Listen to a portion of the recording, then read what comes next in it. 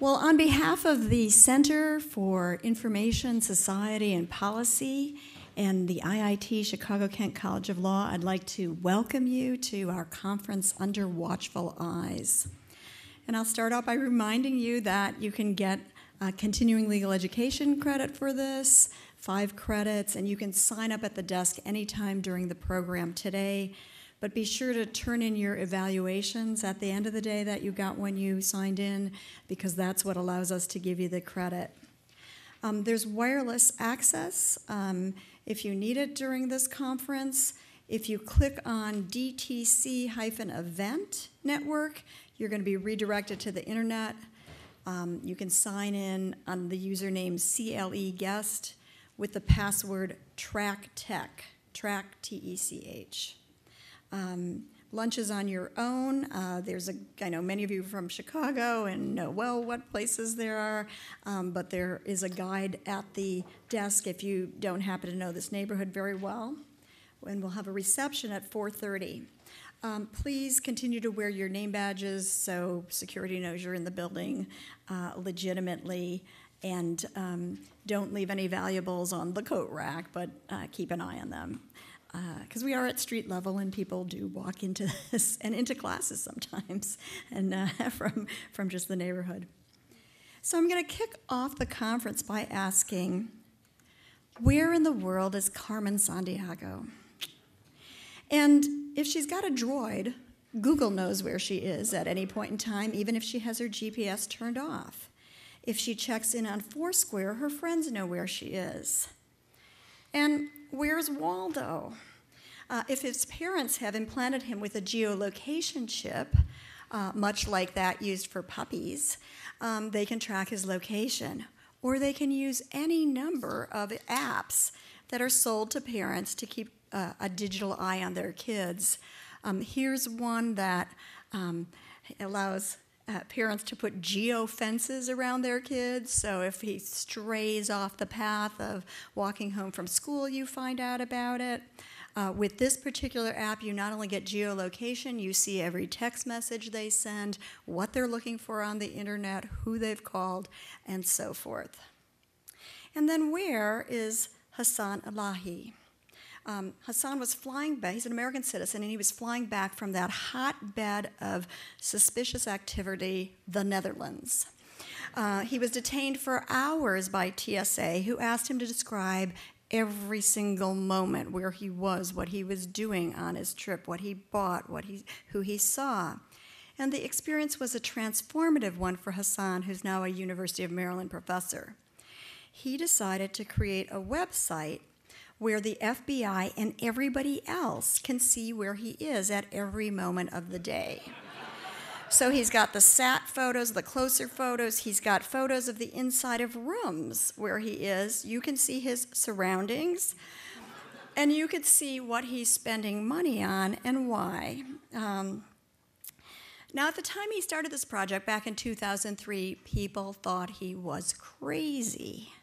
And now he says, quote, more than 800 million people do the same thing I've been doing each day when they update their status or post an image or poke someone on Facebook. So now we've got this sort of information about everybody. And virtually all of us are carrying devices that collect or record our location. We may not realize that when we take here's where you can find Hassan now. When we take a digital photo, unless we've turned it off, there's a digital tag that tells where that photo was taken. And so if someone gets an expensive new engagement ring posted on her Facebook page, thieves can come to that location and rob her, and that has happened. This was a TV personality who didn't realize when he posted a picture of his new car, people could figure out where he lived and, of course, come visit him. Even the games we play collect location information about us, like, why does Angry Birds need to know where I am? And this has gotten to be troubling with respect to some games and apps. The FTC came out with a report earlier this year about children's apps, and who knew that there were over 400 apps for 0 to 2-year-olds? And the numbers increase as you get older and older. And what the FTC found was that when you downloaded those apps, there wasn't enough data to let you know as a parent what was being collected about your children. And this was problematic because you might not want phone numbers, friends, location shared about your child. And there isn't really enough information when you buy the app or download the app to know, to make a rational choice about whether you want to use it or not. So like other aspects of our digital devices, our location information can be used against us. Easypass, a great way to pay tolls, or iPass here in Illinois. But cops can find out whether you're speeding by looking at the time you pass a certain location and then comparing it to the time that you go through the next toll booth. Spouses can assess your each other's driving patterns to see whether or not the other spouse is cheating. And in fact, mere months after the Easypass was first introduced in New York, a woman, the wife of a cab driver in New York, discovered that he was a bigamist when she saw all the trips he'd taken to Staten Island in his cab. And sometimes it's not our own devices, but external technologies that track where we are. This is a shot I had taken yesterday of the sports cam that's at Wrigley Field. 24 hours a day, you can look through that camera. Now, once it's winter and there are a bunch of beer belly people, perhaps you'd rather look at the Venice Beach cam, which also is a 24-hour-a-day camera. This shot taken yesterday in terms of what was going on the beach. And as you're traveling around in your car, companies now are beginning to track. This is a company that uses 4 digital cameras, 2 in front and 2 in back of a moving vehicle, to take thousands of pictures per minute, capture license plate numbers, even if cars are moving as fast as 160 miles per hour. And after they take the pictures with the 4 cameras, they match that information, that license plate information, to, with the GPS coordinates, to more information about the individuals. So it's being used by police, it's being used by car repo companies, and the data is kept indefinitely in the company's central database, so they can figure out where your car is across time. Whole businesses are being developed around location information and its link to other information. These guys got a great idea. Girls around me, why not be able to go in a bar and find the location of women around you? So if a woman checks in on Foursquare, you would get on your app her picture and everything she's posted on social networks or otherwise on the web. So girls around me. And now, one thing though that comes up is, what does the legal system make of all of this? We can all think back to law school, about Mr. Katz in the phone booth, where the Supreme Court said that we do have a right to privacy, even in public places, if we have a reasonable expectation of privacy. Yet our very digital devices might be lowering that expectation. And when a GPS tracking case came up in front of the Supreme Court this year, Justice Alito, at oral argument, asked a question about where the expectation of privacy was going if we all have 500 friends on Facebook and they all know where we are at any point in time. Would the expectation of privacy be so lowered that we wouldn't be protected against the police or other entities surveilling us? So Alito was sort of taking the side of Scott McNeely. You have zero privacy anyway, get over it. But people haven't gotten over it. When that Girls Around Me app was publicized, enough people protested that the Apple Store stopped selling it. Now, the makers of the app said that they were just a scapegoat And in some senses they were, because you can still buy Girl Finder. Tired of ending up at bars that look like sausage fests? Those are like fat women around. We haven't got a systematic approach for looking at what information is collected. Yet we are seeing some courts and legislatures willing to think through what location information might be protected. In the Jones case in the Supreme Court, we dealt with the placement of a tracking device on a suspect's car and tracking him for weeks. In that case, the Supreme Court, using an older trespass theory, held 9-0 that this requires a warrant, that you do have an expectation of privacy, even if you're in a public place with your car, that there's something different about being continuously monitored. And in that case, Justice Sotomayor in her concurrence talked about what was different.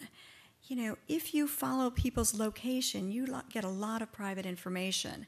You can tell if they're going to a synagogue, to a mosque, to their AIDS doctor, to a psychiatrist, whether they're doing interviews with a rival of their current firm.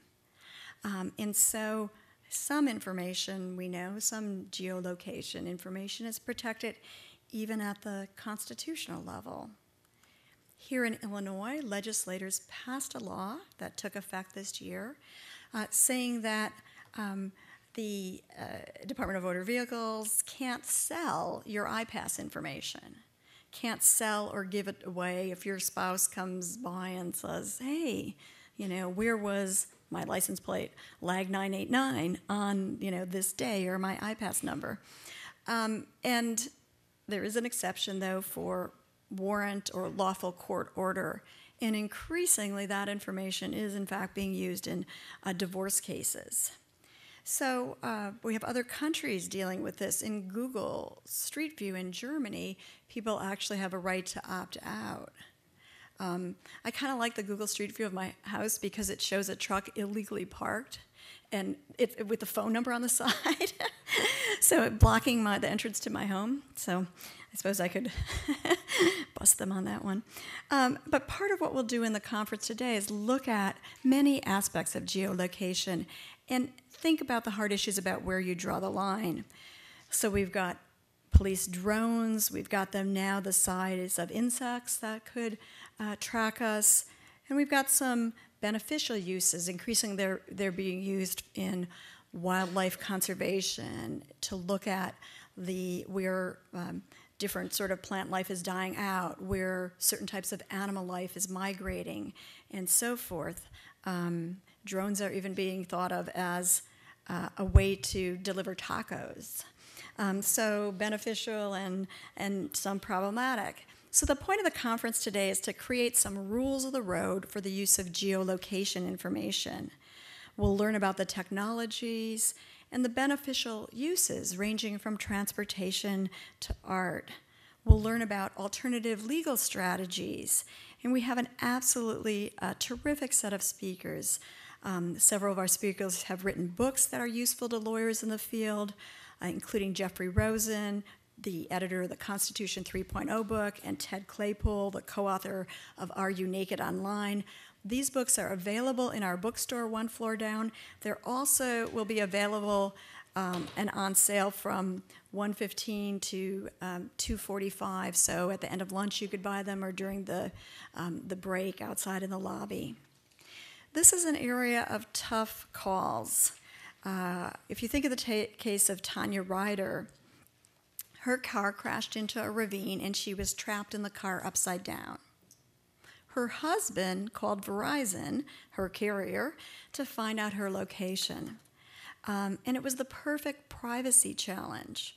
What if he'd been abusive and she was trying to get away from him? Do we give him the geolocation information? The cops wouldn't turn it over to him. The cell phone company wouldn't either. 8 days went by where she was dangling upside down in her car in the ravine. And it was only when the cops began to suspect the husband of potentially doing harm to her that they used that cell phone location to find her. After months of medical care, Tanya's now fine. But it shows us the tough calls we're going to have to make. And I think as we go about our business today, it's useful to think of an early quote from the 1890 classic article on the right to privacy by Warren and Brandeis, which suggests that as our modern life becomes more intense, we need privacy even more than ever. Yet at the same time, our devices, our technologies, can impede that privacy in more varied ways and, in fact, can inflict harm on us that goes beyond bodily injury.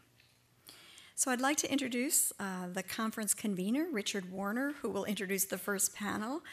Richard's a professor here at the IIT Chicago Kent College of Law, and I'm really excited about a new book he's got coming out with Robert Sloan called Unauthorized Access, The Crisis in Online Privacy and Information Security.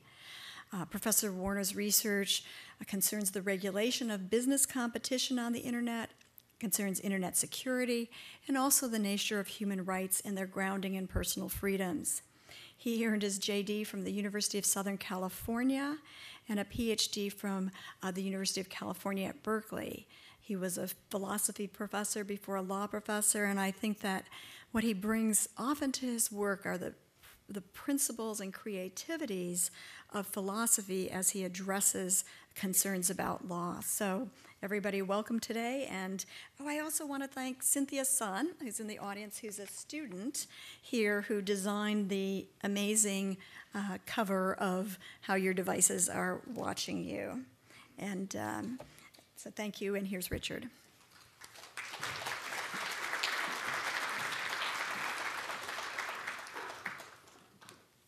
Welcome to the conference, and thank you, Lori. I always like kind words about philosophy. They aren't very common. But it's my job to introduce the panelists, and the first speaker is Caitlyn Cottrell, and I'm really pleased to have her here from Singapore. I was on her PhD committee some years ago at the University of Illinois, and I realized that she was a rising star, and she's now shining over Singapore at the, and I'll have to read this, the Future Urban Mobility Lab of the Singapore MIT Alliance for Research and Technology, part of which spells smart.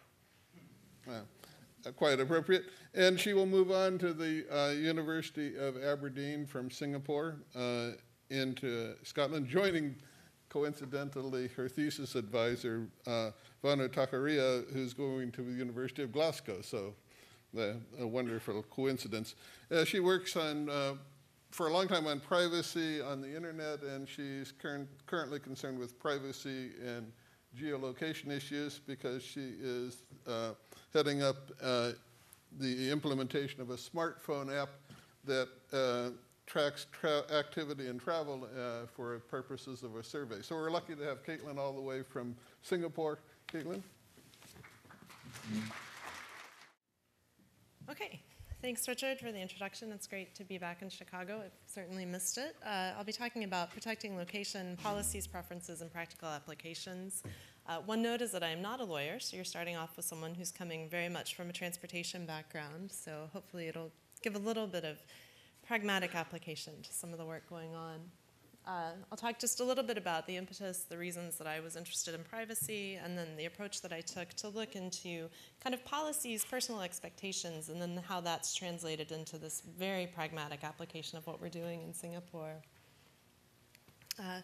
I don't want to take too much away from what Lori said. She's given a great introduction to kind of the things that we're looking at the moment. Of course, there was the ubiquity of location data collection. In transportation, we're doing a lot of work with electronic transit passes, toll collection, a lot of information being gathered by government agencies who are providing transportation services and intelligent transportation systems. And then, of course, the increasing ubiquity of smartphones, tablets, social networking applications, et cetera. With all of that in mind, of course, there have been a number of political concerns coming up. I'm sure that you're all aware of the various panels that have taken place protecting mobile privacy. In Singapore, we're actually looking at a draft Personal Data Protection Act of 2012, which is very much in keeping with the European approach because, of course, Singapore likes to encourage business, and this is one way that they've been working on trying to encourage particularly connections with Europe, and is something that's impacted the work that we're doing at SMART. So with all of that in mind, one of the things that I was really interested in was looking at the relationships between individual privacy preferences and their willingness to trade private information for use in intelligent transportation systems and location-based services for benefits. Like what are we willing to give up to receive what in return, and how well is that reflected by the policies that guide and dictate how agencies that are collecting these data will then translate into the real world. So we looked, first of all, at current expectations of privacy protections by consumers. We looked at the demonstrated privacy concerns of travelers. So are people taking any sort of actions to actually reflect what they say they're concerned about in terms of privacy? We looked at the component parts of locational privacy preferences. So sort of the distinction between who am I and where am I going, how that overlaps, and if people understand the connections between the two. And then again, we looked at the influence of these privacy concerns on the willingness to trade information. So what do I expect in return for giving up this information? Do I expect cost benefits, safety benefits, efficiency benefits? And what is this balance? So the first thing that we did was just do a policy analysis. We gathered just over 100 policies of agencies, organizations, and companies that provide location services. So we looked at sort of half from public sector, so something like the CTA, their electronic transit pass. We looked at different agencies that have electronic toll collection. We also looked then at a number of private agencies, so something like Foursquare, Facebook Places, organizations or companies that gather location data for purposes of social networking or to provide services in terms of travel. We looked then at how comprehensive are they? What types of things are they covering in these privacy policies? We based that on the FTC's Fair Information Privacy Principles to look and see, okay, here are the identified components of privacy. Are these being addressed in these policies? We looked at data uses, sharing with third parties, technical means of privacy protection, consumer access, et cetera. And what we found is that, okay, they're not.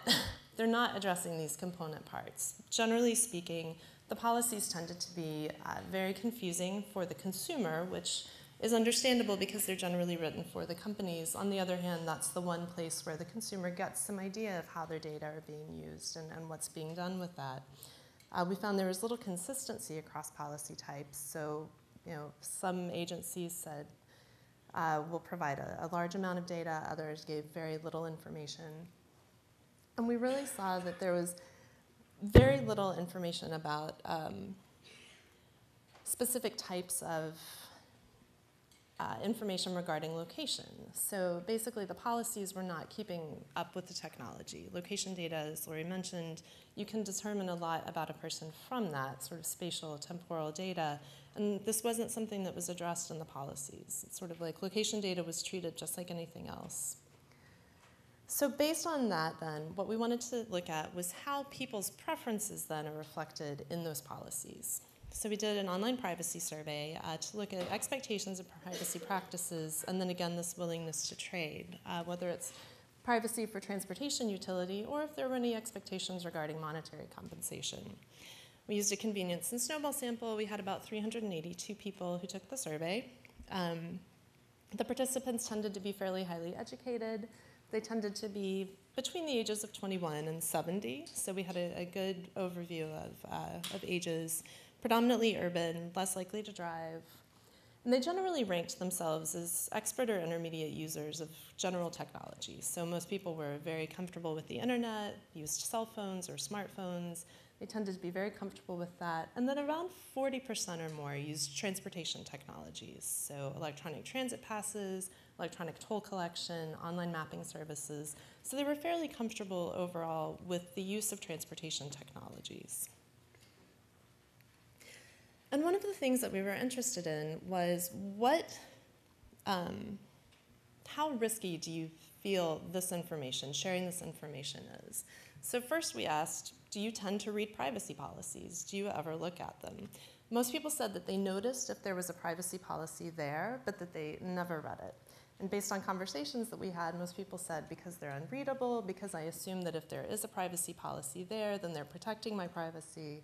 So there was a certain expectation, but that was not reflected in people's actual actions. So the second thing that we asked was, okay, so you're not reading the privacy policies, but how risky do you think that taking part in some of these actions are? And people, as you can see overall, agreed or strongly agreed that a lot of actions that they take regarding their data within the transportation world place their privacy at risk. So whether it's having this data collected and stored by a private agency, by a public agency, I wish I had my laser pointer, information on sharing information that's been collected with law enforcement agencies with or without a warrant was seen as very privacy invasive.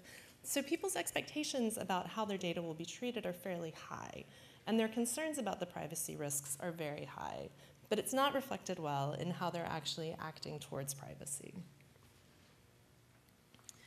So we then looked at the importance of information privacy trade-offs.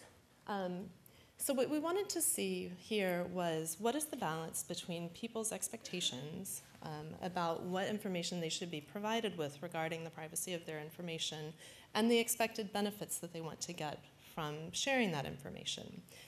So what we saw here was that there was a lot of overlap between what people expect agencies and organizations to tell them about what data are being collected when they're using these technologies, with whom the data will be shared and for what purposes, how the collected data can be looked at by the user. You know, can I find out what information you have collected? Do I have any control over that?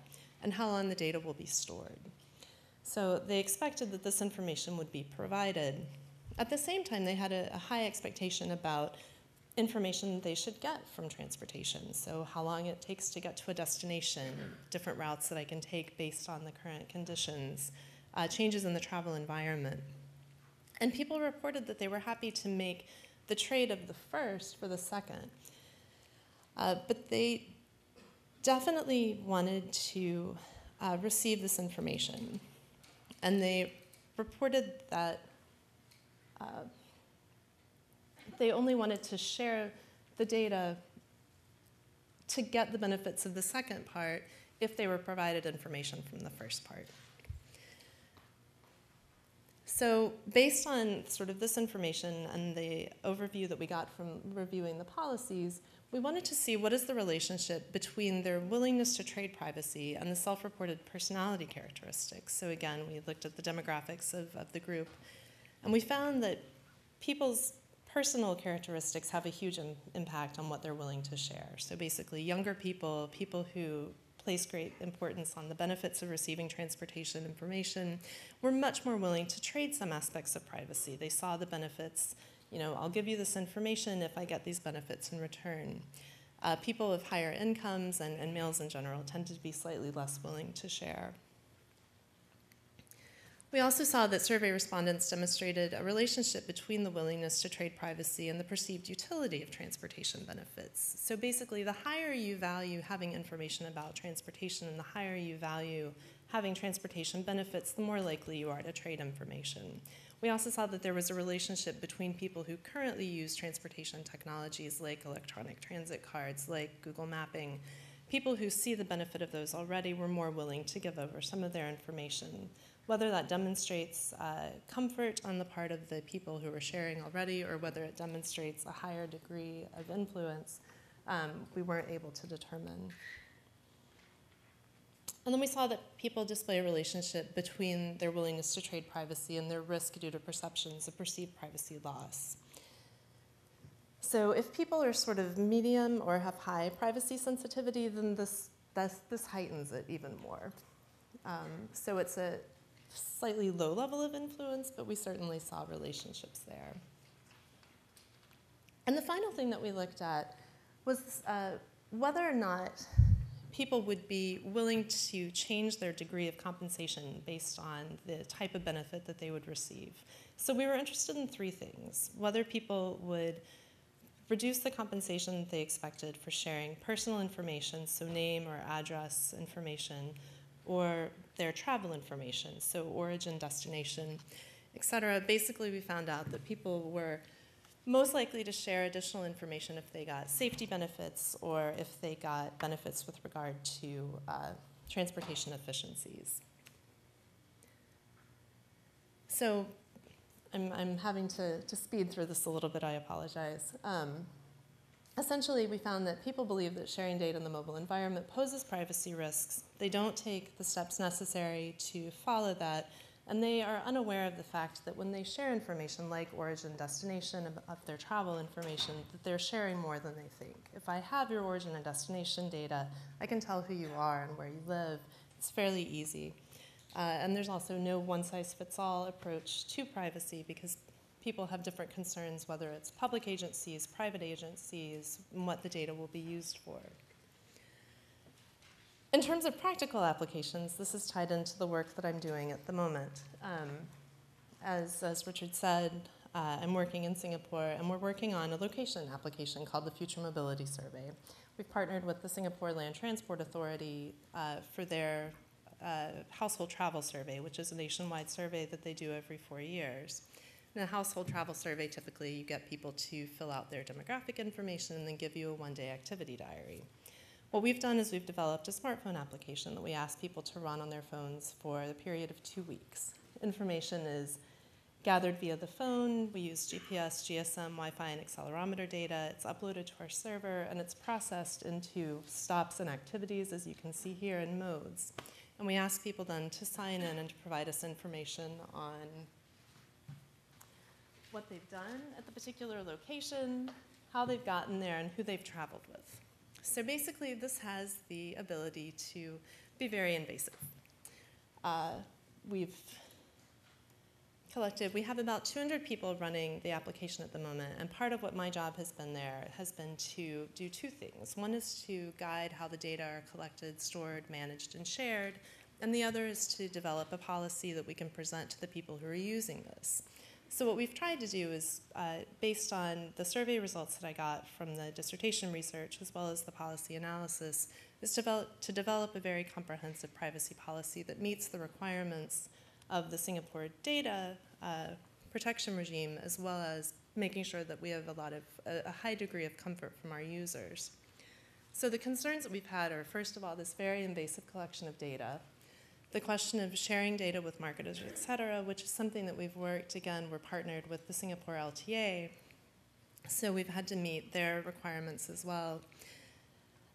So what we've done is, first of all, we've made pretty strong requirements about how the data are presented publicly, so I'll say that this information is all my information, so only internal users' data is presented on an individual level.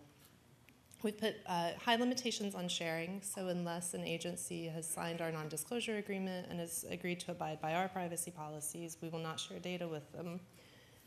And we've changed the way that we store the data. Our identity data and location data are stored separately. So what we've tried to do is make a large distinction between where you are and who you are. So the demographic data is separated from the activity data. In Singapore, this actually is very beneficial because Singapore is a very vertical society. So even if I have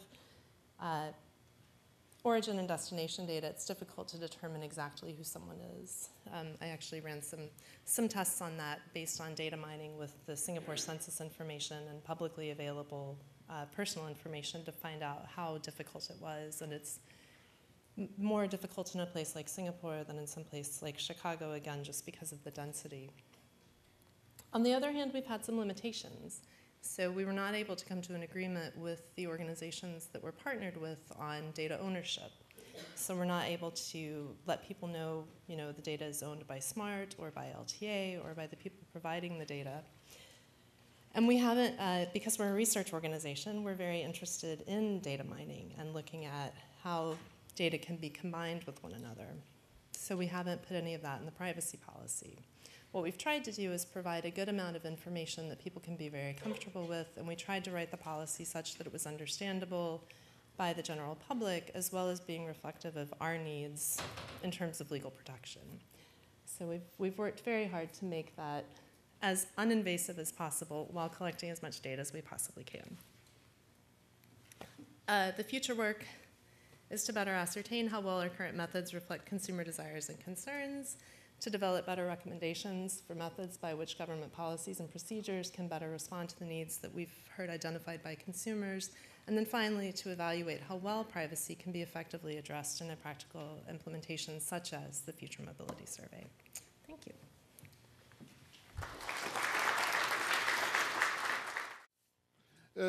One of the delightful things about a conference is you meet people that should be on your radar but weren't. And Babak Siavoshy is one of those. I called Jennifer Urban at the Samuelson Law Technology and Policy Clinic at the University of California at Bolt Law School and asked her who should be at our conference, and she said, "You want Babak," right? And we're delighted to have him here. He is a clinical teaching fellow at the Samuelson Law Technology and Public Policy Clinic, and where he concentrates on emerging technologies. And before that, he has a wealth of practical experience, including time as an associate at O'Melveny and Myers, where he worked on the Jones case, the United States Supreme Court geolocation tracking case. I will get that out eventually. Which Lori mentioned. So he comes to us with a wealth of experience and with an interest in geolocation privacy, which I know his colleagues at the Samuelson Law Clinic are focusing on. So, Babak? All right. So today I'm going to talk a little bit about locational privacy, and I'm going to focus on cell phone tracking in the interest of time, and I'm also going to present a little bit of the research that my colleagues at the Samuelson Clinic, Professor Jennifer Urban and Chris Hufnagel, have published in a report recently. So every 7 seconds or so, as you sit in your seat and you walk around this conference, your carrier is determining the location of the nearest cell tower to your phone. They're using that information to determine your location. Now, they record and save this information, which is called historical cell site data, for each of their millions of customers every day, and sometimes every few hours. Now, this is just one of several ways your location can be tracked using your phone. There are apps that collect your data, and there are machines that can collect your location data using using any device that's Wi-Fi enabled, including your cell phone. So how can you use this type of data? Well, as it turns out, by putting together this data over a period of time, you can create a fairly accurate pattern of a cell phone owner's movements. Now, I have a video here, which is a video of me playing around with a map. And what you're looking at here is an interactive map that was created with the location data that Deutsche Telekom saved about one Mr. Malte Spitz over the course of 6 months. So the map lets you navigate and explore every moment of 6 months of his life. It tells you where he walked, what trains he took, what beer gardens and restaurants he liked. It tells you when he went to the doctor and where he met his friends. It lets you zoom in and out and jump to different points on the timeline and speed up and slow down his movements. The flashing red, looks like he's taking a train there. And the flashing red areas represent the cell towers that are closest to his phone at the time. So Deutsche Telekom doesn't usually share this information. Mr. Spitz had to force the carrier to disclose the information by suing under German privacy laws. And he found out that the company had recorded and saved his longitude and latitude coordinates more than 35,000 times in a 6-month period. And once he got the data, he was kind enough to put it in this map. And I definitely recommend that you check it out. You can do a lot. They cross-reference his location data with his Twitter feed and the types of phone calls he made to give some context to his movements. So as you can imagine, location information from a cell phone can provide an incredibly rich picture of a person's activities in their life. So it's no surprise that the availability of cell site historical location data represents a significant boon for law enforcement and intelligence agencies, who can often obtain these records without a warrant, sometimes by doing the legal equivalent of asking nicely. So there was a congressional inquiry recently, and in response to Congressman Markey's letter, carriers reported that they responded to 1.3 million demands for subscriber information from law enforcement. This includes local law enforcement as well as federal agencies. And this was for location, text messages, and other information. Now, when it comes to location information, the number of records of individuals' locations that were released are probably much higher than the 1.3 million number for a variety of reasons, one of which is that often agencies ask for a cell tower dump, which would reveal all the names of all the subscribers that are around the cell tower. Now, the information is also valuable to another group of people whose job it is to know what we do and how we live, and that's marketers and advertisers. So last year, Verizon changed its privacy policy to leave no doubt for its customers about what it was already in all likelihood doing, which is selling their location data to third parties. As you can see, it's anonymized and aggregated. So right here you see a chart of U.S. carrier retention periods. This is how long U.S. carriers hold your data. This information was gotten through some creative fact-finding by ACLU. They did some public records requests at the local level, and were able to get this information. So as you can see, AT&T, depending on your position, is the worst network to have because they retain your location data indefinitely. And T-Mobile, which is the same as Deutsche, I think they're the same, they're a company as Deutsche Telekom. Okay. Oh, okay, there you go. Are the best, if you want to call it that. So what do Americans think about all this?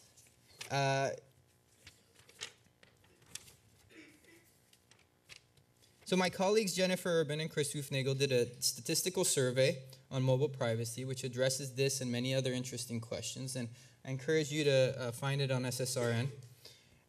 It had more than 1,000 respondents, asked them a variety of questions regarding mobile phones and privacy, including the one you see on the screen, which is how long should cell phone providers keep subscriber location information? So the respondents were offered the following choices: less than a year, 1 to 2 years, 2 to 5 years, indefinitely, or not at all. And not at all was offered last. So plurality of respondents, 46%, answered that wireless phone location data should not be kept at all. And the next largest group, 28%, said less than a year. Everything else was a much smaller number. So the survey also asked whether respondents would allow a cell phone provider to use location to tailor ads, as they currently do. So 70% said definitely no, and another 22% said probably no, meaning that a full 92% of respondents were uncomfortable with the use of data collected to provide them with cell service for advertisement. And this one is less specific to locational privacy, but just thought I'd throw it in there. 78% of respondents said that they saw the data on their mobile phones as about as private or more private than the data on their home computer. So this is relevant for a variety of reasons, including that home computers generally have more privacy protections under the law. But that changes a little bit with respect to location. And this is consistent with some other surveys. I don't know the entirety of the field, but Caitlyn's work also noted that there is a concern with locational privacy in the context of travel, and these other surveys show that there is some concern in the context of phone use. Okay, so for me there are a couple questions that arise here, and one is, how do we reconcile these survey results with the tracking conduct of companies and law enforcement? And the other is, how do we reconcile these survey results with the immense popularity of cell phones, GPS devices, Foursquare, checking in, and any other tools that we use that reveal our location information? Well, the first option is that the surveys are wrong. In honor of the election season, I'm calling this the Karl Rove critique, which is that these surveys are structured as a referendum on privacy rather than a choice between privacy and convenience. So, of course, all other things equal, people will choose privacy. They'll say privacy is good, especially if all they're doing is answering a survey.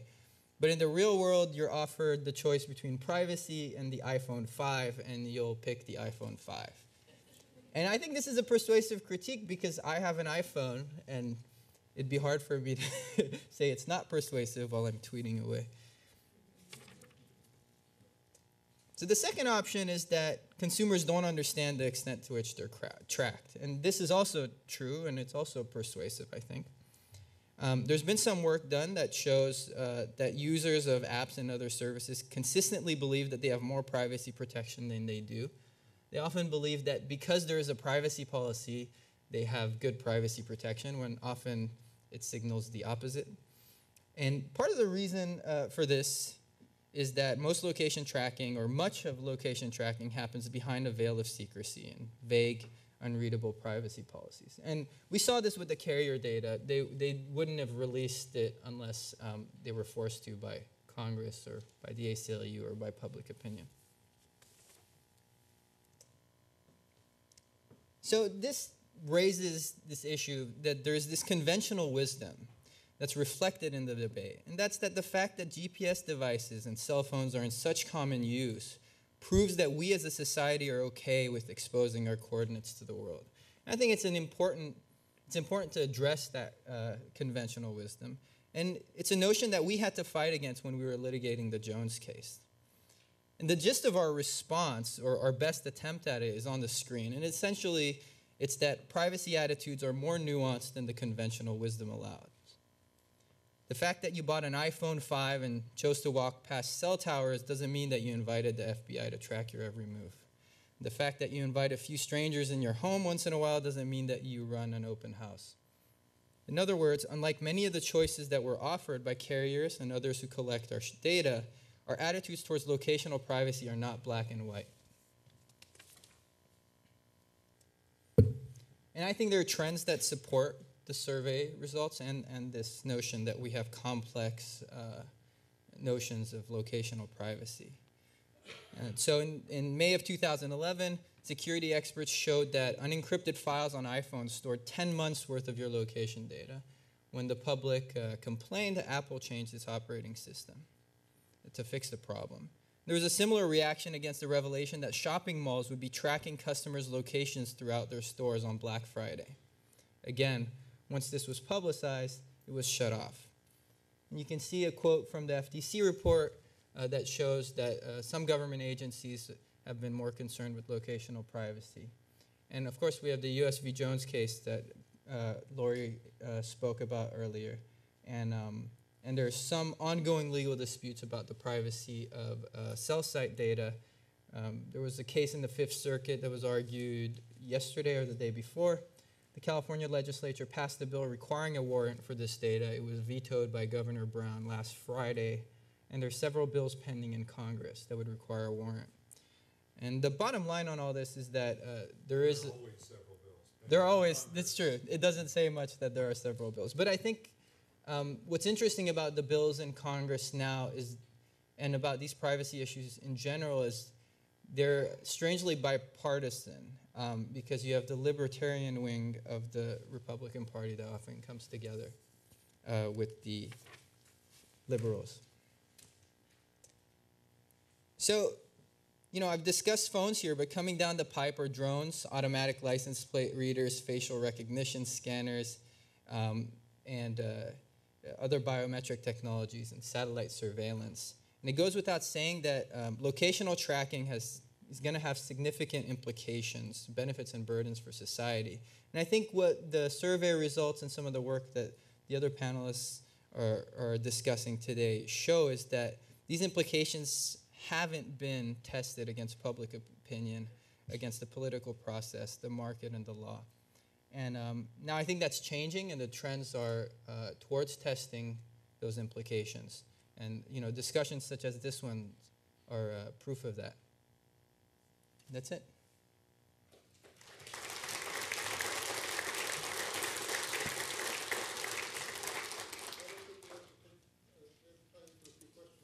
Sure. Did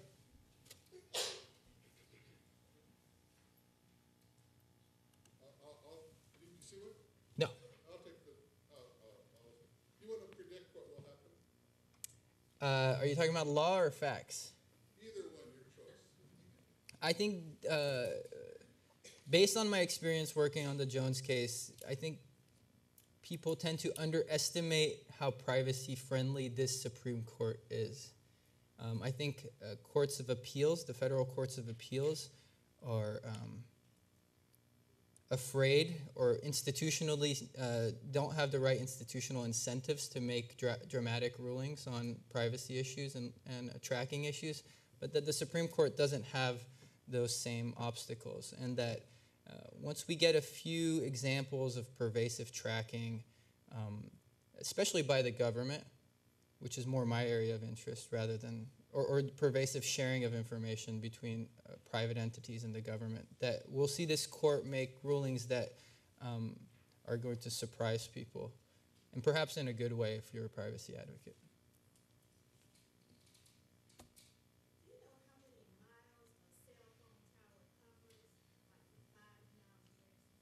You know, I don't, and I think it probably depends on the tower. But what I do know is that in urban areas, the field is pretty much covered. Babak, Yeah. don't they get they triangulate? They So triangulate, yeah. It doesn't matter where a particular tower Yeah. is. It's the physics of There are triangulation. actually 4 ways to track you through your cell phone. One of them is triangulation between cell towers.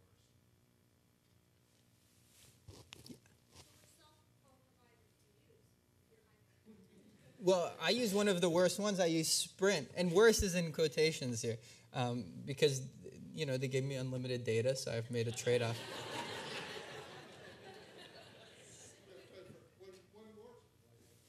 Do you think the most viable protection is through the law or through market driven? I mean, we're seeing most of the activity around market issues, and so what is that balance between how something filters up to the court versus what the market activity is in terms of privacy? I mean, that's a really great question, and I think you're going to need both. I think something that hasn't been really done is to successfully, at least, or adequately, is to prove what value people would place on private. So, for example, how many of you would, and you don't have to raise your hands, but think about it, how many of you would pay $50 a year to have all your Google services be encrypted in a way that would, you know, prevent them from being shared?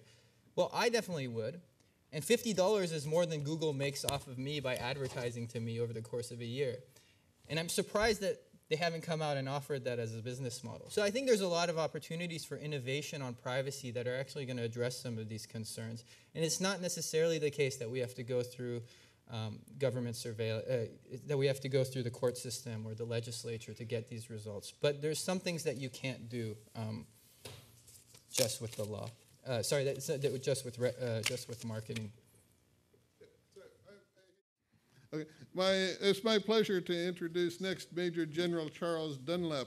The Major General part, retired, comes from his time as the judge as the Deputy Judge Advocate for the United States Air Force, and he is now a Professor of Practice of Law and the Executive Director of the Center on Law, Ethics, and National Security at Duke University. So I'm delighted to have him. It can be difficult from the ivory tower to see the facts you need down on the ground.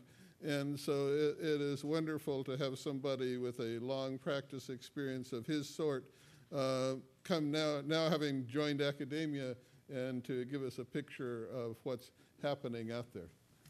Thank you.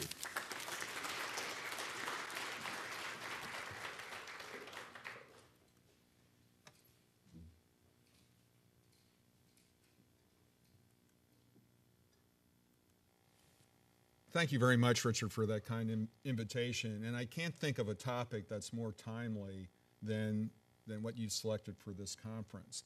What I want to do is I want to run through a couple things here very quickly. I'm going to take a look at some recent trends in the technology. I'm going to try to add some other technologies and then talk a little bit about the law. We've gotten some of it from our previous presenters, and I'd like to add to that. When we look at the technologies, we've seen a lot of changes over the years. And this is one of the challenges that the law has in keeping up. Believe it or not, I can remember those. I never had one. It's funny when you show this to your students, they're really kind of flummoxed by what they're looking at. And I am going to talk about, I think, the generational difference between expectations of privacy, and I think it's pretty dramatic, and it's something that we need to think about. There's all kinds of technologies out there now that record what some of us would think would be private information. And I just want to look at things from the last year. Talking about GPS trackers, we've already had something about this. But what's interesting about this is when you look at the whole idea of this technology, remember the Supreme Court case only involved governmental action. This is private action. And 30,000 parents have put GPS trackers on their kid's car. Is this a good thing or a bad thing? Because remember, that data exists forever. One of the things I tell my students when we talk about this is, because I'm trying to get them to understand why privacy is valuable. Because they think no big deal. A lot of them do. But imagine this scenario. It's pouring rain. You pull over for 20 or 30 minutes. The rain stops, you go on about your business. Fast forward 30 years. You're being confirmed for the Supreme Court. They ask you, why 20 years ago did you stop in the parking lot of an adult bookstore for 30 minutes? And guess what? Once it exists in date electronically, it's going to be there forever, somewhere, I predict. And we've already seen 100,000 sales of these GPS trackers to private individuals. And remember, the Fourth Amendment has no application to civilian companies. No application. That only restricts governmental action. It doesn't restrict what private individuals or private companies do. Surveillance. A lot of you saw this in the newspapers. How is this facilitated by technology? Well, about a year ago, there was when they first started doing this, you got an illustration of what government will do when it gathers this information. And in particular, what they're talking about is building a database. And I would suggest that when you ask people about privacy, you get, if it's just in isolation, it's one thing. But if you ask people about privacy, trading it for security against terrorism, you might get a different answer. Because this drives behaviors that I think we need to think through the long-term implications. Sorry about that. You know, this is another interesting development. These were guys who served in Iraq as special forces. And they came back to Springfield, Massachusetts, where they're state cops. And they thought, you know, this gang problem is kind of like the insurgents we saw in Iraq. And so we're going to use the same techniques. So I think there's lots of things that are problematic about that. But one of the things that they did is they got a computer program called Lighthouse from the Naval Postgraduate Center. And Lighthouse gives you the capability of tracking social relationships. And this is what was done as a counterinsurgency technique in Iraq. And I think, is this really what we want police doing, tracking social relations? They've gotten a lot of praise for this because it's a very effective counter-gang technique. But here we have government building this database on people's social relationships. And facial recognition. This, to me, is really the big thing. Facial recognition technology. It's out there. It is getting more and more easier to use. And there's now the capability of going out on the web. You can have a web crawler that will look for people's pictures and build a database on that individual. And there are, what we're seeing is that there really isn't much regulation or limitation applicable to people. And this is in a circumstance where 300 million photographs are being uploaded every day. One of the big factors in this whole idea of data and data retention is a technological one. the cost of storing data has gone down tremendously in just the past few years. So now it's very inexpensive to archive very, very large amounts of data, and I think that is a factor that we need to think through. New tracking of license plates. Article came out just this week. And when you look at it in connection with the other pieces of information that government or often private industry can collect about an individual, it's the aggregation and the mining of that information, which I think is something of a concern. And when you look at, this article made the point that there are many different ways. It's not just your geo-tracking, it's other things that you do. Every time you use a credit card, cell phone, anytime you interface with data, it produces some kind of record that can be aggregated and mined by either government or private industry. And these private databases now have hundreds of millions, and they're talking about license plates here.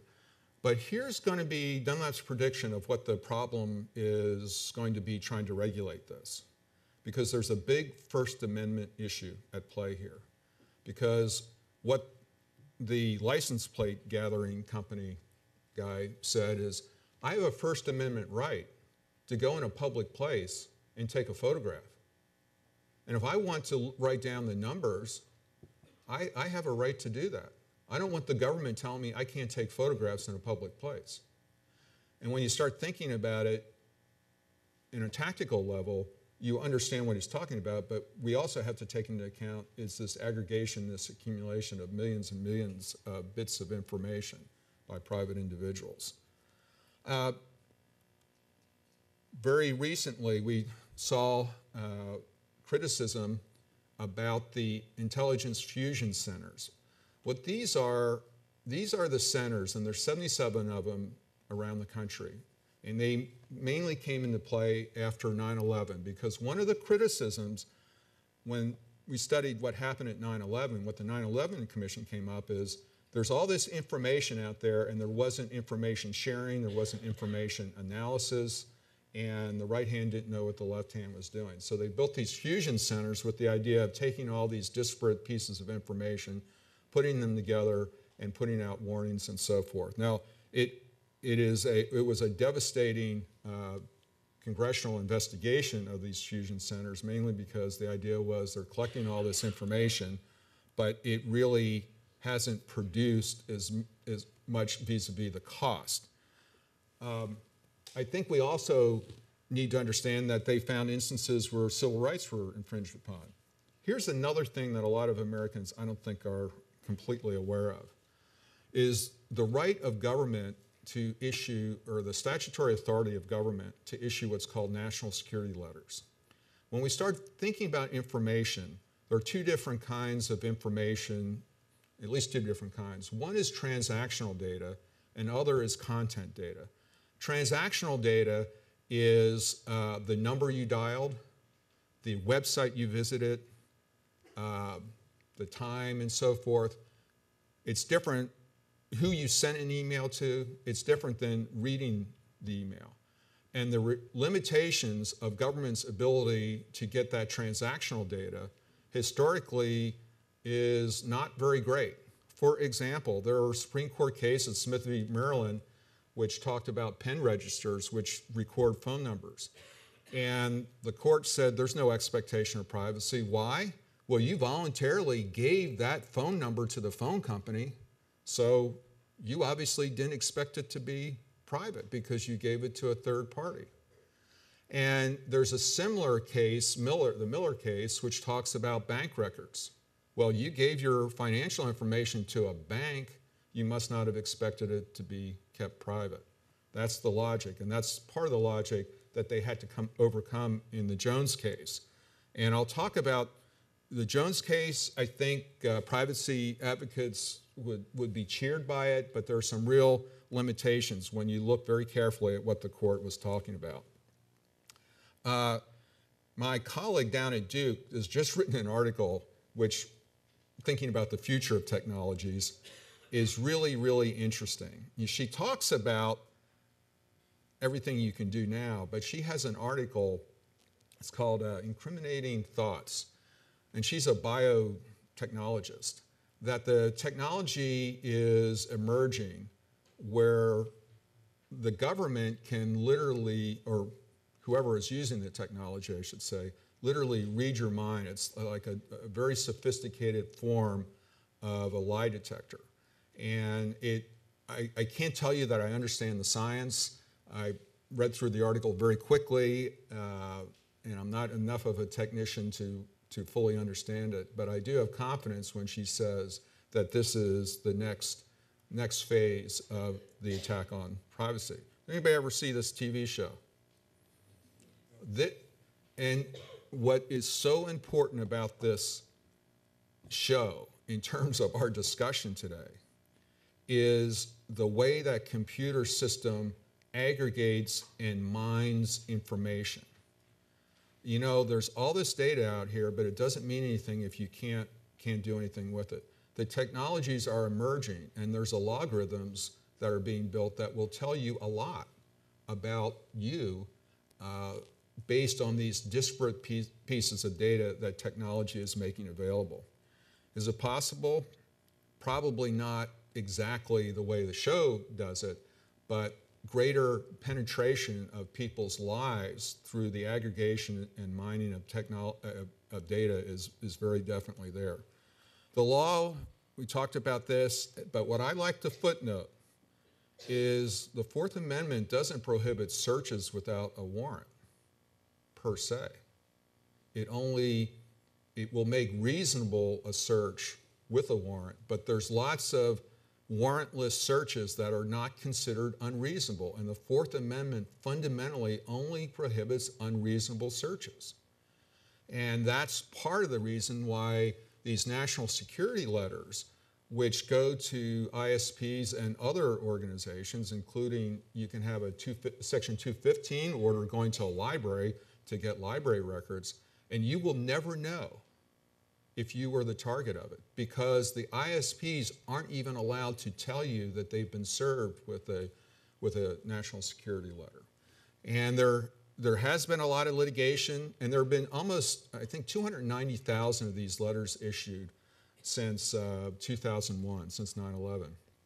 And the Department of Justice IG has land-based, periodically when there's an investigation, they find out that there's abuses of these things.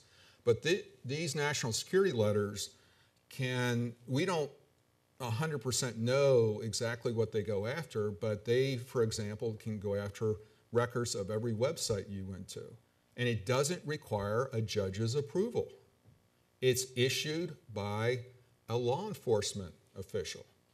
Now, if the ISP gets it, they can challenge it, and it can eventually get before a judge, but the judge will really just be looking to see if all the squares are filled. It's not the same kind of analysis that you would get in the typical law enforcement Title III type search warrant. And recently there was a case, here's just some examples of the kinds of searches that don't require a warrant, that are considered reasonable under the circumstances. And there was recently a letter, actually in 2010, where Congressman Senator Leahy had requested from DOJ more information about these national security letters. And the response he got back, among other things, it said there's only been 4 challenges by providers of the legitimacy of national security letters. And I'll tell you the reason, my guess, and I really like to hear my panelists. It's very expensive to litigate this because it involves secret information. You have to get certain kinds of lawyers.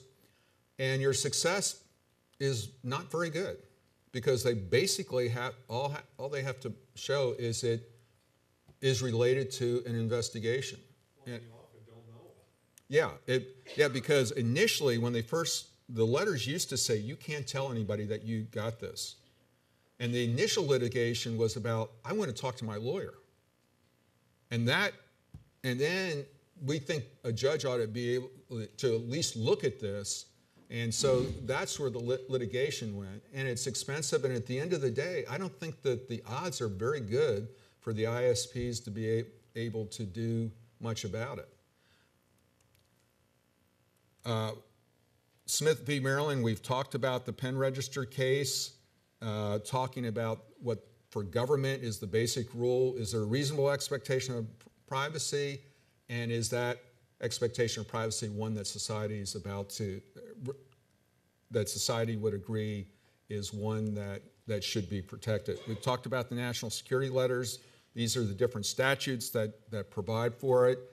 And this is an example of an examination and the kinds of problems that have arisen with these national security letters. Then we haven't talked about this at all, the Foreign Intelligence Surveillance Act. This is a process by which the government can get information without the same kind of Title III warrant that you would expect.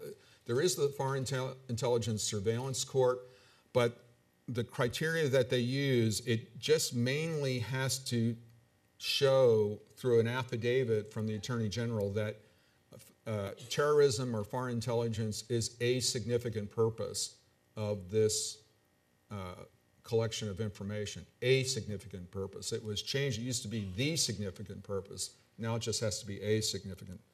The law and the technologies, the Kelo case is kind of interesting. Justice Scalia, this is where we've now getting the court is beginning to understand, and I agree with Babak, that we're starting to see some sensitivity where the government was using this device to show the heat inside of a home. And Justice Scalia, a little bit surprisingly, found that since it was a technology not in general use, that it was an unlawful search and seizure. It was unreasonable under the circumstance. We've talked about the Jones case. Justice Sotomayor's concurrence, I think, is really important when she talks about, let me go back a second. When she talks about, she asked the questions. She's just asking the questions of what people really do reasonably expect in terms of privacy. Is that a game changer? Remains to be seen. I think a couple things we need to think about. We talked about this. Understand the difference. The rules are completely different between what government can do and what private individuals or private companies can do. There's a lot more restrictions in some ways, a lot more capability in government, but more restrictions because the Fourth Amendment applies. The Obama administration put out a policy statement on the proposal for a consumer data privacy policy. There are a lot of positive goods. I like the fact that Amazon will propose things to me, but here is one of the risks of this data aggregation. For some weird reasons, my wife's Kindle is on my account. So books that she requests, shall we say, are somewhat different from the ones. I don't know how that algorithm is working through, Murder, She Wrote mysteries. Try having your kids on your account. Yeah. And the fact of the matter is, even in this criticism that came out with the Fusion Center, it did, at least in one instance that they talked about, provide information that resulted in the identification of terrorists. I think that terrorists are in a way addicted to technology. I've gone a lot of places in the world where everything else is really kind of, shall we say, primitive. I remember there was one place in the tribal territories in Pakistan that I went years ago, and it was really, that's the 5th century there. But I was, and they had this mud hut, and in English there was a sign up there that says cell phone rentals. They have a generation that's growing up that's really addicted to this technology, especially cell phone technology. It's really revolutionized the third world. So it is good for intelligence agencies, and it can be positive. You hear this a lot. Hey, I'm not doing anything wrong, so I don't care if I don't have anything to hide. Well, yes, I think everybody has something that they don't need to be in the public domain. Finally, I want to talk about this survey that was done on the anniversary of 9/11, not by me, by another organization. And this survey was celebrated as, you know, people really do care about privacy and so forth. I didn't quite read it that way. There's a lot of things on this survey that are surprising to me. And I would suggest, as I tried to raise early in the presentation here, if you did this survey of people under 30, it would be even more dramatic of people who are fine with government reading emails. And I think it's because they don't really understand the consequences. Which brings me to the last point. And there is a very recent survey that says that of the things that they think government isn't doing a good job about, and that's protecting the right to privacy, but it's not age normed. We don't talk enough about why privacy is important. People like to say, well, you know, it's privacy, it's a right, you know, et cetera, et cetera. But why did the Founding Fathers put the Fourth Amendment in there? Because if you're going to have a society where you get fresh ideas, either in the political realm or I would suggest in the business realm, you have to have that opportunity before it's exposed to the public to have that half-formed thought, that crazy idea that you can bounce off of somebody and get some feedback without the government or the world knowing about it. And the other part of it is, I think that people don't fully understand, you know, the long-term consequences of all this data aggregation. But they also, I think, need to grasp that if you don't have privacy, your behavior is going to change. For example, when I was in the military, I used to tell the commanders, because our emails were read all the time by machines and by human beings. And investigation after investigation, you know, commanders would do things and they do it in good faith, but when you take that email out of context. So I told them, you have to almost build a macro that says, Bob, great idea, run it by the lawyers, we only do things by the book here. Let me tell you something. A lot of guys they built that macro because that's what they really meant. But when it's taken out of context, it can be incriminating, or it can be seemingly authorizing something that they didn't mean to authorize. The same thing with I've talked about, we need to build a macro that when you get copied on an email, because if you're a lawyer, a lot of times people like to copy you on it. I want to have a macro that immediately goes back, thank you for copying me. Please understand I may not even read your email, and the fact that you copied me on it doesn't mean that I've approved or even have any understanding of what you sent. Let me tell you something, because they like to say, well, you know, I told Dunlap about it. You know, he was copied on it. No, you didn't. You know, and so I think we need to start thinking, how are we going to deal with this? And finally, just consider the trade-off. It is amazing to me, amazing how much we have sacrificed for personal security.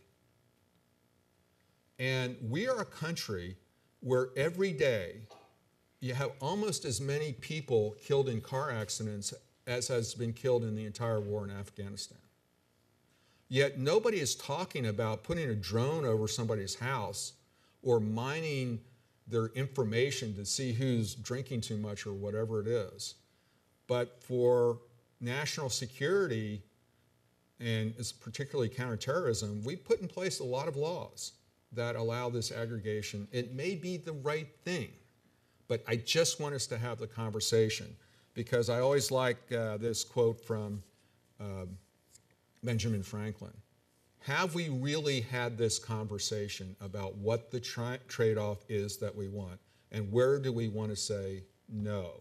You know, we'll take that risk as opposed to, you know, having warrantless searches and so forth. Thank you very much.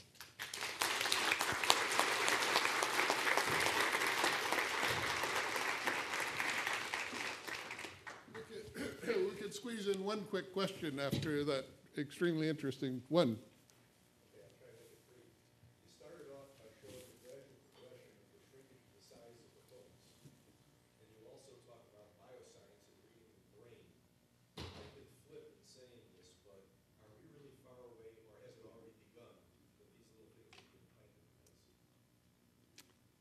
I'm sorry. Oh, I think, you know, I am not a technologist. I don't want to represent myself that, but I think it is absolutely 100% going to happen. Well, 100%. Google currently has a product in which you wear it as glasses. So that's about half a step away from what you're talking about. And there are definitely people who have said on their blogs that they'll volunteer to be the first people when that happens. Well, you know, we have pacemakers now. Yeah. So, you know, I don't think technologically it's all that. It's persuading people that they get some kind of personal benefit out of it. And it may be lots of things that would be the benefit, but would also have these other characteristics that might not be as attractive. Now, I'd love to continue the conversation, but we have yet more interesting speakers, and the next one is Theodore Claypoole, who's at Wambley, Carlisle, Sandridge, and Rice, now where he works on intellectual property and privacy issues. And I won't read the committees he's chair of because it's much too long. They concern privacy, but I really wanted to invite Ted to come speak because he invited me to speak a while ago. And then after I heard him speak, I really wanted to invite him, and he's promised me that he will summarize the presentations and give us an overview, which he did last time I heard him speak. So, Ted? Thank you very much. I'm also going to wander aimlessly. So I don't have slides. I'm glad I don't have slides because Babak and General Dunlap said everything I would have said on my slides. So I'm glad I can take it a little bit from there. Yes, the intelligence agencies told me what you were going to say. I figured as much. Damn, they're ahead of me again. But there are a couple things I want to talk about. I'm gonna hit three sort of highlights, and we're going to run over a lot of the pieces that we discussed today and sort of supplement some of the discussions. One, I want to talk about the difference between how law enforcement looks at privacy in this space and how privacy advocates look at privacy in this space. Two, I want to take another look at sort of who is looking at you and cover cloud computing, big data, and some of the issues that General Dunlap was talking about. And three, I want to talk very briefly about some of the legal issues, starting with Jones, but going to a little bit of international review and a little bit of why we even have reasonable expectation of privacy. Now, I'm glad I got to say that because I was chomping at the bit earlier, and I didn't want the first thing I talked about to be to contradict Professor Andrews on what a sausage fest is, but I think it speaks well for her that she actually doesn't know what it is, and speaks equally poorly of me that I do. But let's talk a little bit about the law enforcement issues. And one of the things that's fascinating is, you know, you can get online and listen to just about anything. And Senator Al Franken, and I'm old enough so that those words really don't go together very well for me. Senator Stuart Smalley. Senator Al Franken is actually one of, he and Jay Rockefeller and a couple others are some of the big privacy advocates in the Senate, the people that are really focused on this area.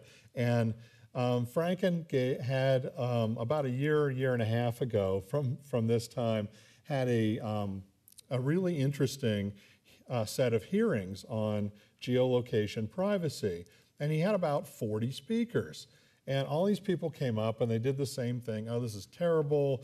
This is the story about a woman who was in an abusive relationship and her abusive ex was able to track her using this technology and finding where she was online, and just story after story of how awful this is and how this needs to be cut back and there are big issues.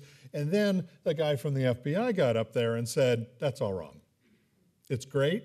We need it. We need it every day. We need as much of it as we can get, and you can't limit it at all. So bite me, basically. I mean, and they got up and went and sat down, you know. But if you listen to this, it was fascinating because the two sides were very different. And I know that Professor Andrews, for example, has written a book that deals with DNA privacy. And that's one of the areas that's similar to this, except even more so, where you've got two big sets of thoughts on it. On one side, you have the privacy folks and the medical establishment, which says that DNA is the basic core of who you are, and that somebody who gets a hold of your DNA can find out many things about you that you would never even think about. They can find out what diseases you're susceptible to, what drugs you might be sensitive to. If you're likely to be an alcoholic, they can find out many, many things from your DNA. And so we need to keep that sacred and professional, or private and personal. Whereas on the other hand, you've got law enforcement's view, which is that every single person in this room is essentially one big walking sack of DNA, spilling it out all over the place. And they should be able to pick up some, wherever it is, and go put it in a database. So how do you reconcile those two? Well, you don't. And that's part of the issue, and that's part of what everybody's been talking about, is you don't really reconcile these two. You know, on one side, and we will put, when we talk about geolocation privacy, on the government side of this, on the law enforcement side, is also business. So business says, as far as geolocation information, oh yeah, we should be able to have everything. We should be able to have every piece of this that we can possibly have. I dropped my, oh, there it is. There you go, that's a little better. So business and government is saying, we need all this stuff, and a few other people are saying, well, no, you don't, and it's a problem.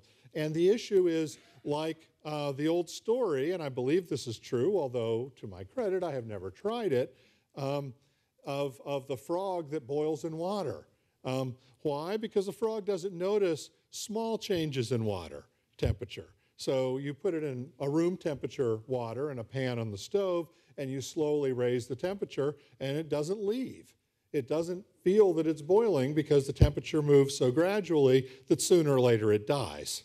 And similarly, you've got this huge pushback from business and law enforcement on this side saying, we need all this stuff, we need all this stuff, and nobody really is saying, as we've heard from everyone up here, on the other side, oh, no, you don't. This is a problem for us. And so we're getting further and further into this without getting to the point of really knowing how far along we can get before there's an issue. And you know, there's absolutely a possibility of, and this isn't Buck Rogers, of reading your brain waves. There's two ways that this happens right now in current technology. One is called fMRI, and the other technology is an electronic reading technology. Now, both are being used commercially and in medical statements. There's a great article 2 summers ago in the Atlantic Monthly. So you can look up the Atlantic, look up fMRI, and it's a really interesting story because this guy goes in under the fMRI and they can read by which parts of his brain light up depending on what pictures he's looking at, whether he is in fear and loathing of the person in the picture, like they'd show Osama bin Laden, and they'd show a picture of what his brain looked like, and you could tell. It's not hard to read once you know what you're looking for. You know, and his problem was that when they showed a picture of Edie Falco, he didn't want his wife to see what his brain looked like.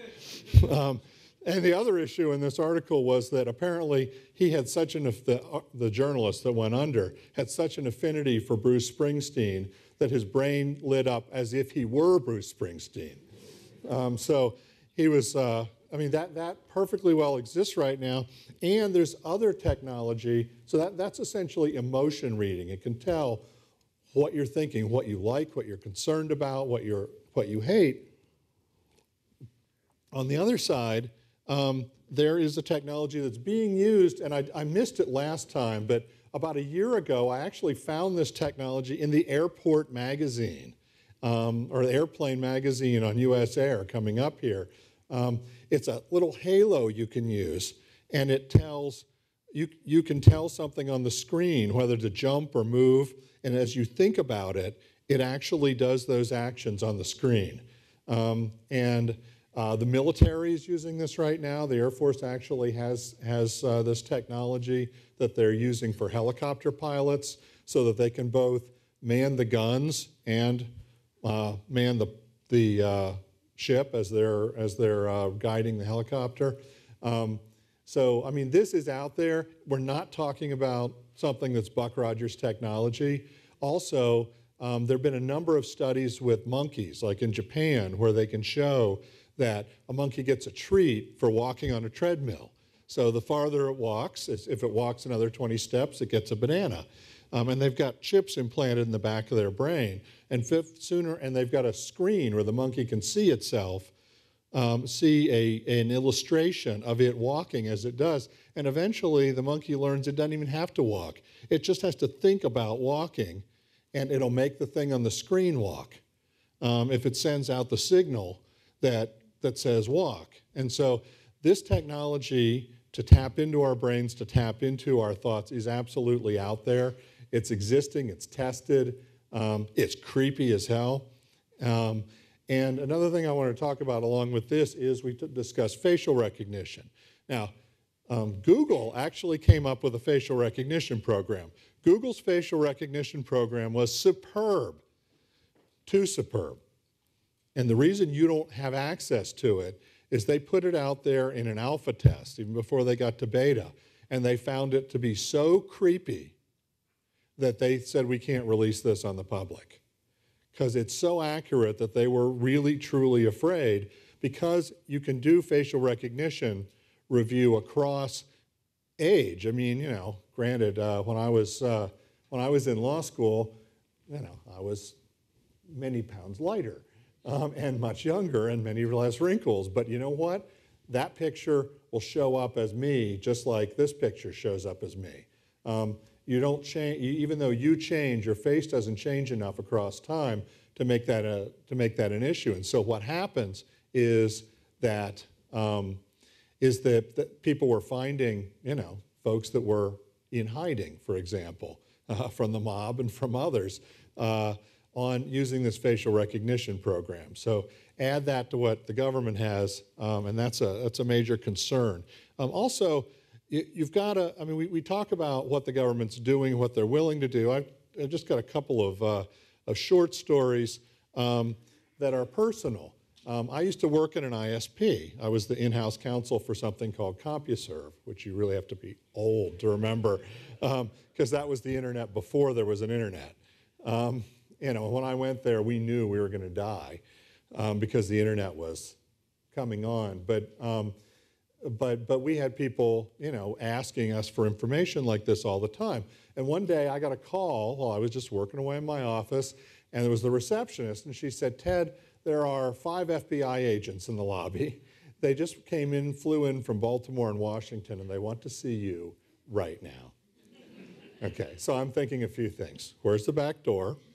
You know, do I call my wife, my lawyer, my accountant, you know, my travel agent?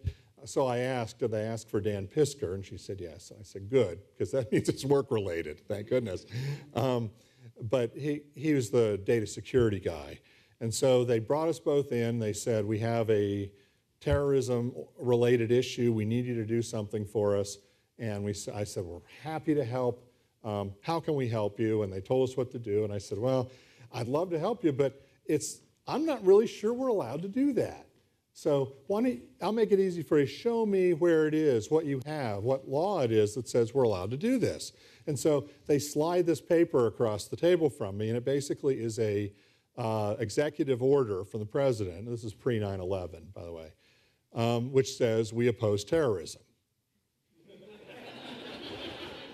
Okay, I oppose terrorism, but I'm still not sure this is what we can do this for you. So I said, I'll make it really easy. Just tell me who your lawyer is at Justice. I'll call her. She can explain to me why we can do this, and then we'll help you. So they gave me her number. I gave her a call and told her, and Doris and all these other FBI agents are there. One of them is a friend of mine. I said, here's what they want me to do. And she said, they can't do that. I said, here, you talk to them. And it's right. But, I mean, just because they can't do that doesn't mean they're not going to do it.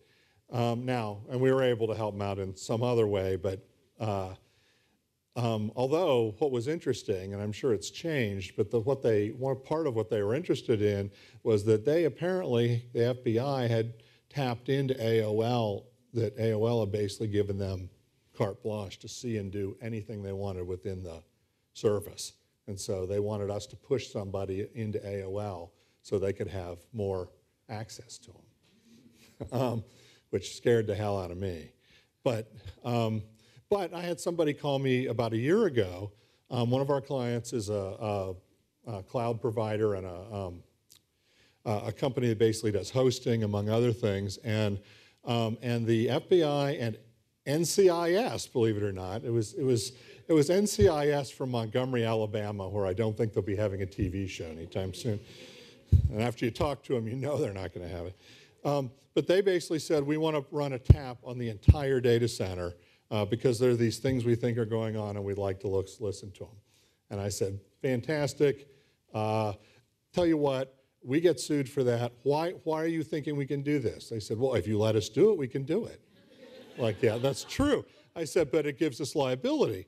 And if you can promise me that you did what you did for AT&T, which is have a congressional bill passed that says that no matter what violation of constitutional privileges that we cause against any of our users, that we don't have any liability for it, then we'll do that. Can you do that for me? No. I said, okay, then you can't get in. But, all right. One of the things before, I want to get into the law in a second, but I want to hit big data very quickly. One of the things we've been hearing is that there's more and more of these databases that are pulled together. And we have talked about a study that I believe was Berkeley and University of Pennsylvania, study that showed that 85% of the American public can be identified by name, with just 3 pieces of information: zip code, birth date, and gender. That's it. So every one of you, if somebody knows your zip code, birth date, and gender, there's an 85% chance that you can be, with the right technology, figured out as to who you are and what your name is. Okay, well, now that you know that, all of the databases we've been talking about here, does that make you feel any better? I mean, all these things that they're collecting about you, do you think that even if I don't know your name, if I'm collecting like the, what was the German fellow's name? Dr. Spitz, or Mr. Spitz, do you think that if I didn't know if I couldn't follow you around for a month by watching your tracking data, that I wouldn't know exactly who you are? You know what? Because every day you probably go to work and you probably go home. All right, well, there are not many people that have both of those places. I mean, I could find that out pretty easily. So there's a lot to sort of figure out here. Now, let's talk about the law for just a second, because one of the issues is the various rights that we have under the law are really being threatened by this. I put in an article a while back on the First Amendment case for geolocation privacy, because there are some cases out there in the law that say, from a First Amendment standpoint, because there's clearly a Fourth Amendment case for it. You can argue either way, and the Jones Court has, and I agree completely with Babak that we saw some interesting discussions there that I wasn't necessarily expecting. But from a First Amendment standpoint, for example, there's a set of cases that comes out of NAACP versus Alabama, which you can easily understand, because the concept there was the state of Alabama wanted to know who locally was a member of the NAACP. Why? Well, I think we know why. This was the 40s. They wanted to send the Klan over there. They wanted to intimidate them at the very least. And so the Supreme Court said, you can't have that information. There's a reasonable thought that people ought to have a sphere of influence in which they have an association with other people. They have a way of communicating that is private and anonymous, and that anonymous speech and anonymous aggregation is something that we value in this country. And with all these technologies, as we pull all this together, that just simply disappears. So one of the questions is, as we get to a point where all these technologies get better and better, and there are more cameras watching us all the time, and your car watches you. By the way, I don't know if you guys have seen that commercial with Flo. What's that? It's Progressive Insurance, with this great thing that you can get to save you money that basically is a black box that reads everything you do in your car. Every place you go, how fast you go, how hard you stop, how fast you accelerate. And that's a cool new technology that they would like you to use. And I'm sure that maybe at first it'll save some people money. I'm also sure eventually it's going to cost us all. But it certainly costs our privacy. So the big question is, once we have no reasonable expectation of privacy, where do we go from there? Because it's an important thing to think about that you saw the Fourth Amendment discussion here, that the Constitution doesn't talk about a reasonable expectation of privacy. That's actually a Supreme Court developed discussion over the years, a standard that they've used that they thought is a reasonable way to think about privacy and security. But let's just say that's gone, and that's not hard to say. Because once the drone can see me leaving my house and see me get to my work and know everything in between, all of that is in the public sphere. So if all that's in the public sphere, I do not have a reasonable expectation of privacy. I'm sure Chicago's like this. Where I live, every intersection has its own cameras. And you can actually go online to trafficland.com, another client, and you can see the camera view of all of the intersections on your way home. Well, if I don't have a reasonable expectation of privacy, does that mean that the Supreme Court will not protect my privacy at all? I would hope not. There are a number of other ways to think about that, and I think in our final panel in this afternoon, I hope they'll be discussing it. One of the ways that Justice Scalia discusses is a property view. In other words, that your privacy essentially is your personal property, and your persona is your personal property, and you have certain rights to it under the Constitution, just like you have other property rights in the Constitution. So that's one way to think about it. Another way to think about it, and I'm just closing up here, is how the Europeans think about it, which is that it is a basic human right that you have privacy, that essentially you have the right to use your information and give it out, and that nobody else can use it except for you. And you tell them that they have to destroy it when they're done with it. They can use it only for that one purpose. So there are a number of ways to think about this, but you need to think about what's going to happen to us when reasonable expectation of privacy disappears, because it will, and we're going to have a whole new legal way of thinking about this, or else we have no privacy at all. Thank you.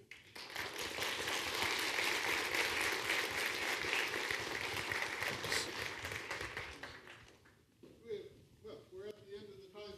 Do you want to have one quick question? Yes.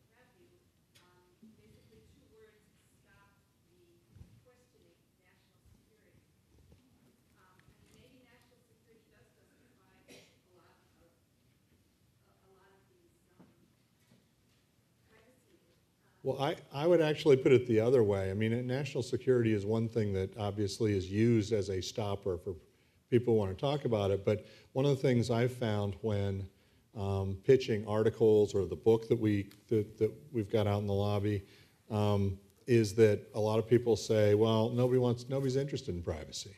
They don't want to buy stuff on it. They don't seem to care about it. There's a study in England that showed that 75% of the people that they talk to are willing to give their bank PIN number in exchange for chocolate. You know, and because then people don't understand, once you give it, it's gone. And then it can be used for 100 different reasons. Your benefit is quick. You know, it's like that saying that, you know, hard work may pay off over time, but laziness always pays off right now. You know, once you get something and the benefit's there and it's gone, but your information, once you've given it to somebody, lasts forever. Yeah, I was just going to say, the problem is when something happens and the recriminations afterwards, because they discover, you know, we had the technology that we could have prevented this or we could have found, but the law prevented us from doing it. That's why nobody wants to have that responsibility from a political sense. Because the fact of the matter is, all this information really will find a lost kid. It really will prevent a terrorist. And who wants to sign up, if you're a politician, for the proposition that, well, I want to protect privacy and I'm willing to have a few children never found. I'm willing to have a couple terrorist events happen in this country. Nobody's going to say that. And so the idea of protecting privacy with that trade-off is not a politically easy issue to get our arms around. So it's going to have to percolate up from the people, so to speak, that the people make it clear that they're willing to sacrifice security for privacy because they understand that the value of privacy, especially in the free enterprise system, you don't have an entrepreneurial spirit if your every thought and every idea is suddenly in the public domain. So we have to have that conversation. That's why this conference, I think, is very important, because it's a place to begin that conversation. Let's thank our panel.